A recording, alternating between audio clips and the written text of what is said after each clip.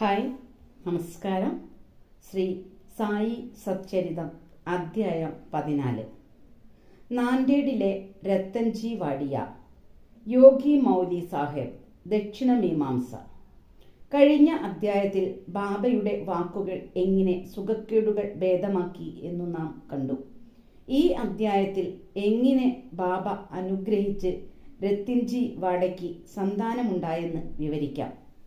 ഋഷിമാരുടെ ജീവിതത്തിന്റെ അകവും പുറവും മധുരമാണ്.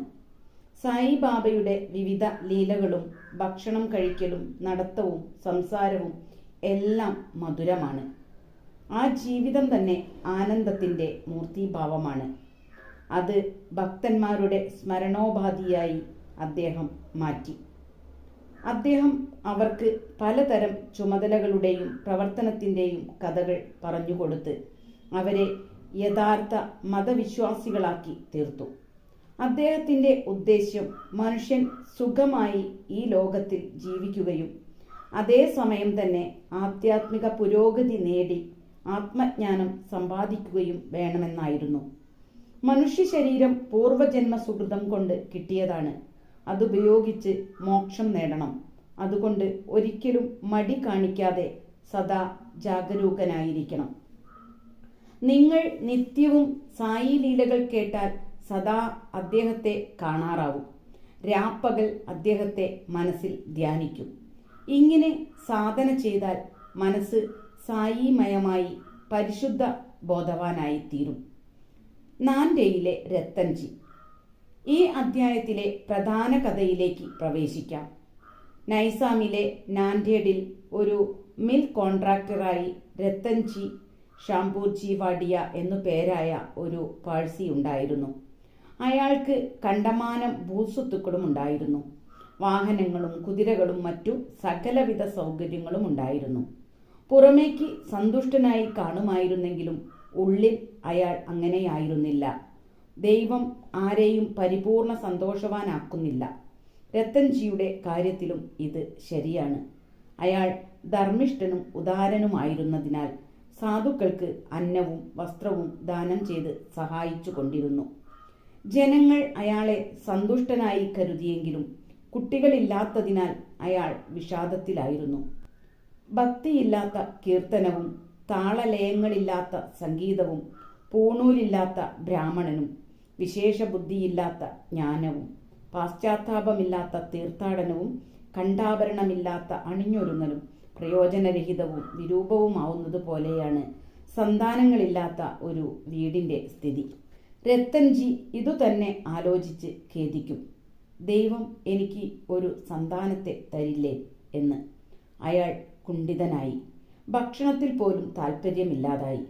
രാപ്പകൽ സന്താനത്തെപ്പറ്റി മാത്രം ചിന്തിച്ചു.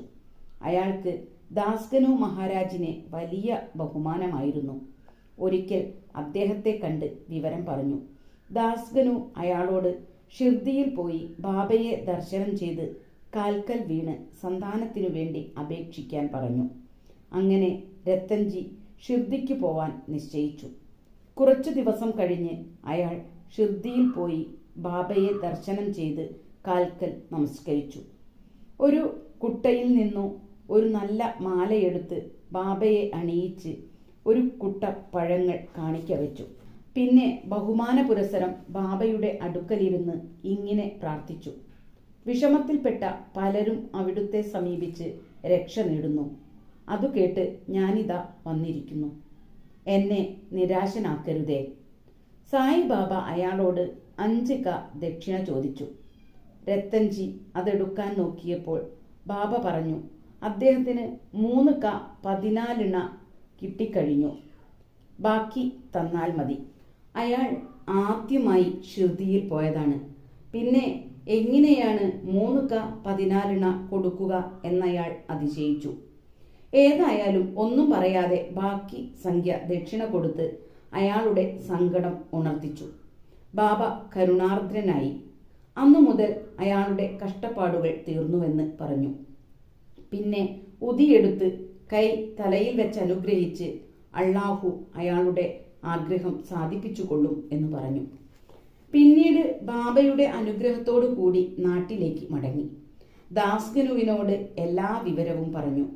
എല്ലാം മനസ്സിലായെങ്കിലും 3 ക 14 മുമ്പ് കിട്ടി എന്നു പറഞ്ഞത് മാത്രം മനസ്സിലായില്ലെന്നും താൻ ഇതിനു മുമ്പ് ഷിർദിയിൽ പോയിട്ടില്ലെന്നും പിന്നെ എങ്ങനെ മുൻകൂട്ടി ഈ പണം കൊടുക്കുമെന്നും ദാസ്കനുവിനോട് ചോദിച്ചു. ദാസ്കനുവിനും സംഗതി മനസ്സിലാവാതെ വളരെ നേരം ആലോചിച്ചു. അങ്ങനെ ആലോചിച്ചപ്പോൾ രത്തൻജി കുറച്ചു ദിവസം മുമ്പ് മൗലി സാഹേബ് എന്നു പേരായ മുസ്ലിം ഫക്കീറിന് വീട്ടിൽ വെച്ച് സ്വീകരണം നൽകിയതായി ഓർമ്മ വന്നു. ഈ മൗലി സാഹേബ് കൂലിക്കാരൻ ഫക്കീറായതാണ്. നാണ്ടേടിൽ അദ്ദേഹം പ്രശസ്തനാണ്. രത്തൻജി ഷിർദിക്ക് പോവാനുറച്ചപ്പോൾ യാദൃശ്ചിയ മൗലി സാഹേബ് വീട്ടിൽ വന്നതാണ്. ദാസ്കനു രത്തൻജിക്ക് മൗലി സാഹേബിനെ സ്വീകരിക്കാൻ വന്ന ചിലവുകൾ അന്വേഷിച്ച് കണക്കാക്കിയപ്പോൾ കൃത്യം 3 ക 14 ചിലവായതായി കണ്ടു. ബാബ സർവവ്യാപിയാണെന്നും ഷിർദിയിലിരിക്കുന്നെങ്കിലും എവിടെ നടക്കുന്നതും അറിഞ്ഞിരുന്നു എന്നും മനസ്സിലായി. ഇക്കാര്യത്തിൽ അദ്ദേഹം മൗലി സാഹേബുമായി താദാത്മ്യം പ്രാപിച്ചിരുന്നില്ലെങ്കിൽ എങ്ങനെ ഇത്ര കൃത്യമായി ചെലവായ സംഖ്യ പറയാൻ സാധിക്കും എന്ന കാര്യം വ്യക്തമാണല്ലോ. രത്തൻജി ഇതു കണ്ട് സംതൃപ്തനായി ബാബയുടെ ഉറച്ച ഭക്തനായി തീർന്നു. കുറച്ചു കാലത്തിനുള്ളിൽ അയാൾക്ക് ഒരു പുത്രൻ ജനിക്കുകയും അത്യധികം സന്തുഷ്ടനാവുകയും ചെയ്തു. പിന്നീട് 12 മക്കൾ ജനിച്ചതിൽ 4 പേർ ജീവിച്ചു എന്നറിയുന്നു. ബാബ ഒരിക്കൽ റാവു ബഹാദൂർ ഹരി വിനായക് സദയോട് അയാളുടെ ആദ്യ ഭാര്യ മരിച്ചപ്പോൾ വീണ്ടും വിവാഹിതനാവാനും അതിന് ഒരു മകനുണ്ടാകുമെന്നും പറഞ്ഞു. രണ്ടാമത് വിവാഹം കഴിച്ചതിൽ ആദ്യം 2 പെൺകുട്ടികളും പിന്നീട് ഒരാൺകുട്ടിയും ജനിച്ച് ബാബയുടെ വാക്കുകൾ ഫലിച്ചു. ദക്ഷിണ മീമാംസ. ദക്ഷിണയെ സംബന്ധിച്ച് ചില കാര്യങ്ങൾ പറഞ്ഞ് അധ്യായം അവസാനിപ്പിക്കാം. ബാബ തന്നെ സമീപിച്ചവരോട് ദക്ഷിണ ചോദിച്ചു വാങ്ങിയിരുന്നത് പ്രശസ്തമാണ്.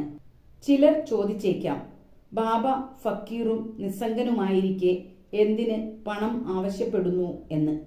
ഈ പ്രശ്നം ഒന്ന് വിശദമായി ചിന്തിക്കാം.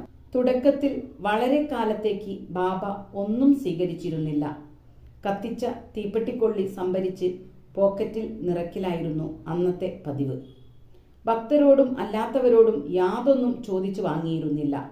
ആരെങ്കിലും 1-2 പൈസ മുന്നിൽ വച്ചാൽ അതുകൊണ്ട് എണ്ണയോ പുകയിലയോ വാങ്ങും. ബീഡിയോ ചില്ലിമോ വലിക്കാൻ. പുകയില ഇഷ്ടമായിരുന്നു. യോഗിമാരെ വെറും കൈയോടെ കാണരുതെന്ന ഉദ്ദേശത്താൽ ചിലർ ചില ചെമ്പു നാണയങ്ങൾ കാണിക്ക വയ്ക്കും. അദ്ദേഹം അത് പോക്കറ്റിലിടും. 2 പൈസ നാണ്യമാണെങ്കിൽ ഉടൻ മടക്കി കൊടുക്കും. പിന്നീട് ബാബയുടെ പ്രശസ്തി വർദ്ധിച്ചതോടുകൂടി നാനാ ദിക്കിൽ നിന്നും ആളുകൾ ധാരാളം വരാൻ തുടങ്ങിയപ്പോൾ ബാബ ദക്ഷിണ സ്വീകരിക്കാനും തുടങ്ങി. വേദങ്ങളിൽ പറയുന്നുണ്ട്, ദേവപൂജ പൂർത്തിയാവാൻ ഒരു സ്വർണ്ണ നാണ്യം കാണിക്ക ഇടണമെന്ന്. ദേവപൂജയ്ക്ക് നാണ്യം വേണമെങ്കിൽ ഋഷിപൂജയ്ക്കും എന്തുകൊണ്ടായിക്കൂടാ? പിന്നെ ശാസ്ത്രങ്ങൾ ഉദ്ഘോഷിക്കുന്നു, ആരും വെറും കൈയോടെ ദേവൻ, രാജാവ്, ഋഷി, ഗുരു എന്നിവരെ കാണരുത് എന്ന്. എന്തെങ്കിലും നാണ്യമോ പണമോ കാണിക്ക വയ്ക്കൽ പതിവായി. ബൃഹദാരണ്യ ഉപനിഷത്തിൽ പറയുന്നു, ഭഗവാൻ പ്രജാപതി ദേവന്മാരെയും മനുഷ്യരെയും അസുരന്മാരെയും ദ എന്ന ഏകാക്ഷരം ഉപദേശിച്ചുവെന്ന്. 1 ദമം, അതായത് ആത്മനിയന്ത്രണം എന്നാണ് ദേവന്മാർ മനസ്സിലാക്കിയത്.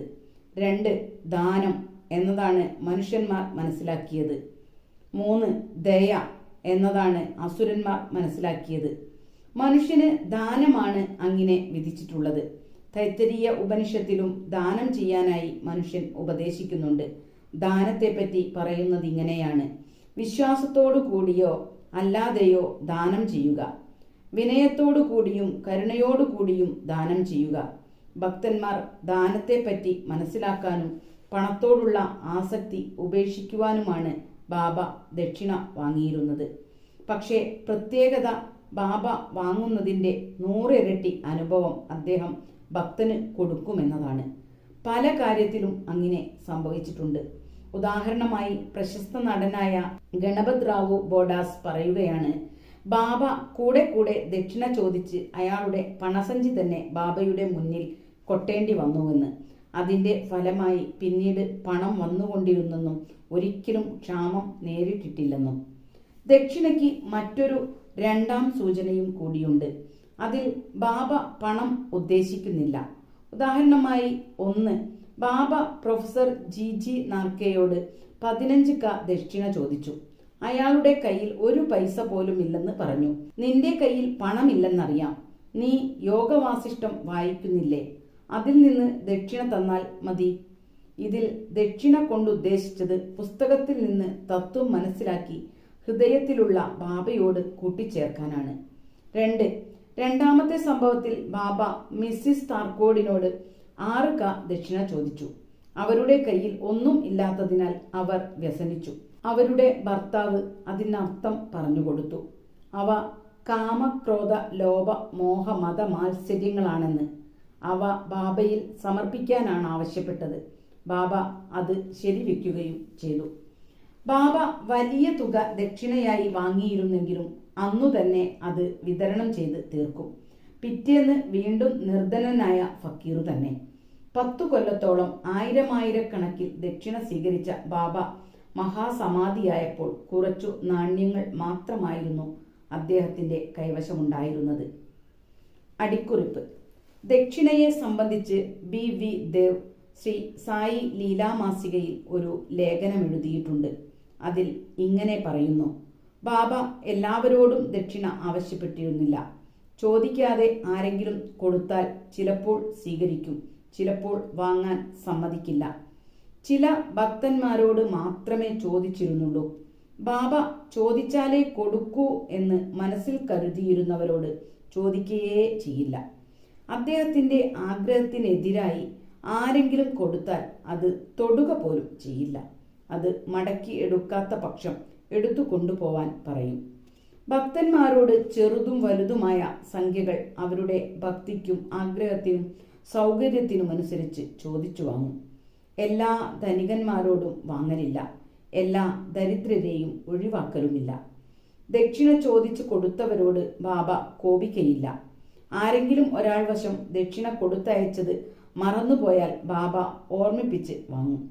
കൊടുത്ത ദക്ഷിണയിൽ നിന്ന് ഒരു ഭാഗം മടക്കിക്കൊടുത്ത് പൂജാമുറിയിൽ വെക്കാൻ പറയും.